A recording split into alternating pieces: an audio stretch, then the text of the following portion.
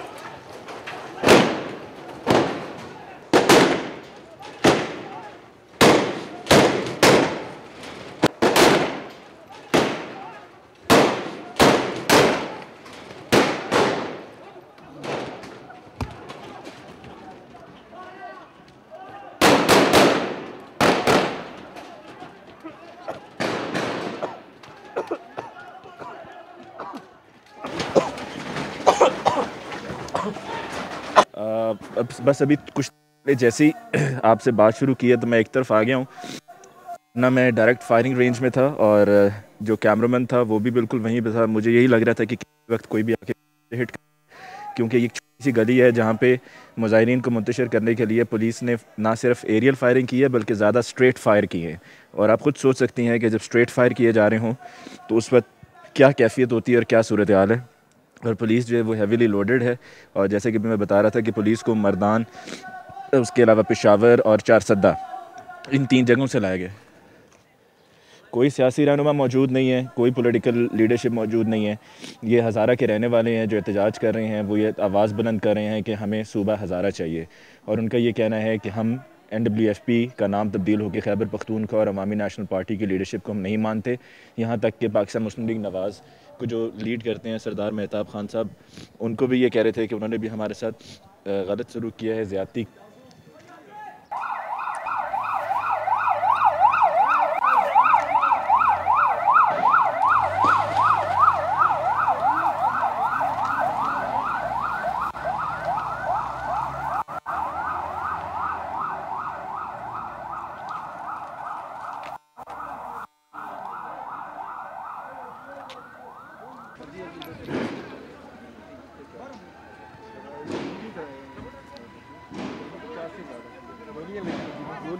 यहाँ पर ईदी ज़राए के मुताबिक हमें ताज़रीन इत्तला ये दी गई है कि 3 से 4 लोग जो हैं वो फायरिंग की वजह से उनकी डेथ हुई है। मेरा कोई कसूर नहीं है, लेकिन पुलिस इस तरह का भरपूर फ़ायदा उठाते हुए मुजाहिरीन को, जो खास तौर पर मुजाहिरीन हैं, उनके ऊपर हमला कर रही है। और जैसे कि मैं आपको बताया कि ईदी ज़राए के मुताबिक 3 से 4 लोगों की डेथ आ गई है।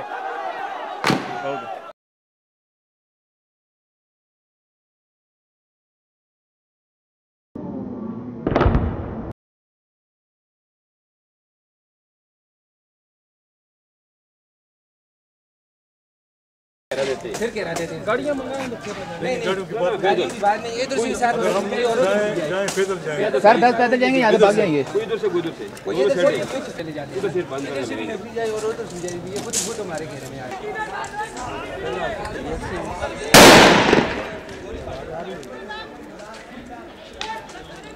करीब जख्मी है और सब फायरिंग की वजह हुए हैं। और की हालत जो है पुलिस स्टेशन कैंट एबटाबाद के बाहर ईदी की एम्बुलेंस मौजूद है। इसके अलावा एक और डिस्ट्रिक्ट हेडक्वार्टर हॉस्पिटल एबटाबाद की एम्बुलेंस मौजूद है। और पुलिस की जो नफरी है वो तादाद में कम भी है और थोड़ा सा इनके पास शायद असले की भी कमी है। और मुझे लगता है कि इनके लंबे प्लान्स हैं, क्योंकि अभी एक पुलिस वाले को मैंने अपने साथी को कहते हुए सुना कि उस तरह से खुल के फायर मत करो, ज़रूरत पड़ेगी। तो इससे लगता है कि police is here to stay और उनके प्लान्स ये हैं कि ज़्यादा से ज़्यादा यहाँ पर फायरिंग की जाए, लोगों को मुश्तैद किया जाए। और जो अहम बात है वो ये है कि इसमें कोई पॉलिटिकल इन्वॉल्वमेंट अब तक मुझे नज़र नहीं आ रही। इसमें स्टूडेंट्स हैं,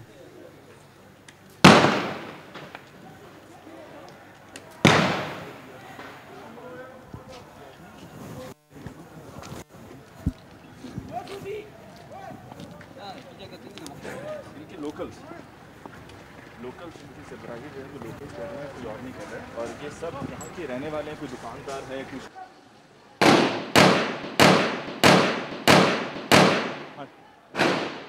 जी।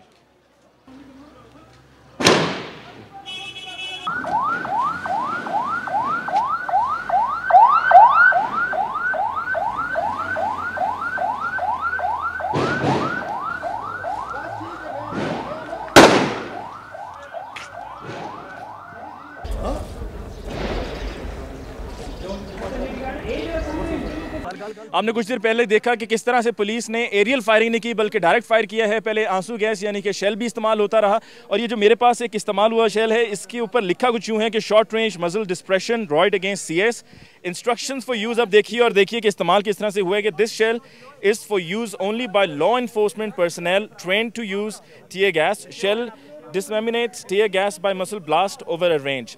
इसमें मजीद वार्निंग जो लिखी हुई है वो ये है कि do not fire eight person और crowd within 20 feet as serious injury or death may occur from wadding or other material expelled from shell।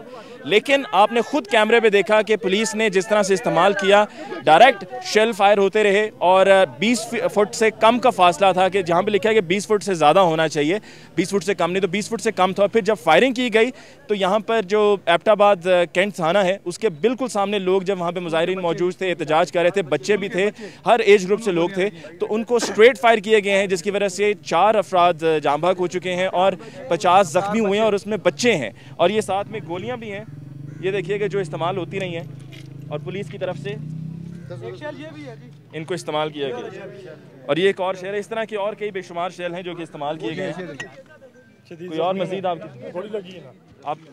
आपको गोली लगी है? क्या लगा? जी इधर वो रबर की गोली है मेरे ख्याल में। रबर की गोली लगी। अभी कुछ देर पहले जब आप वहाँ पे थे थाने के सामने, और अब मैं तो समझता हूँ कि ये चंगेज़ और अलाकू की याद को ताज़ा किया गया है।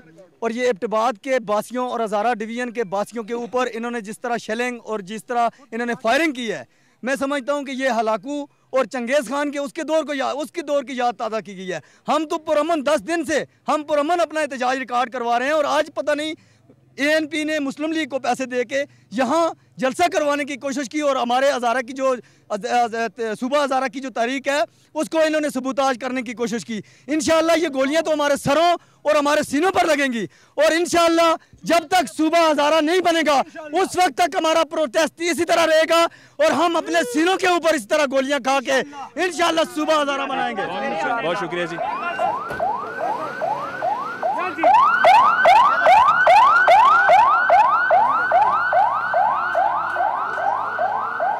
आपके लिए आज हमने पेश की ये कवरेज एबटाबाद शहर में तमाम यहाँ के रहने वाले सरापा एहतजाज हैं। सबका ये कहना है कि खैबर पख्तूनख्वा जो नाम तब्दील किया गया है वो हमें मंजूर नहीं है। हमें हमारा मुतालबा मंजूर किया जाए और हज़ारा में रहने वालों को एक सूबा बनाया जाए।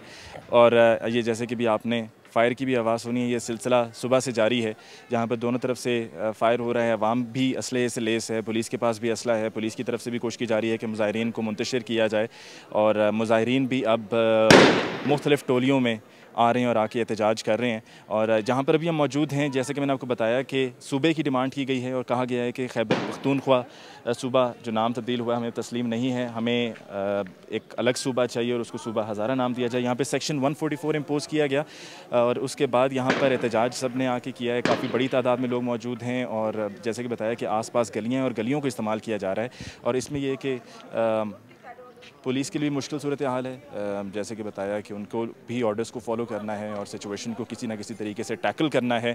अब क्या ये सब होने से सिचुएशन कंट्रोल होगी या मज़ीद सूरत हाल ख़राब हो जाएगी, ये तो वक्त आने पर ही मालूम होगा।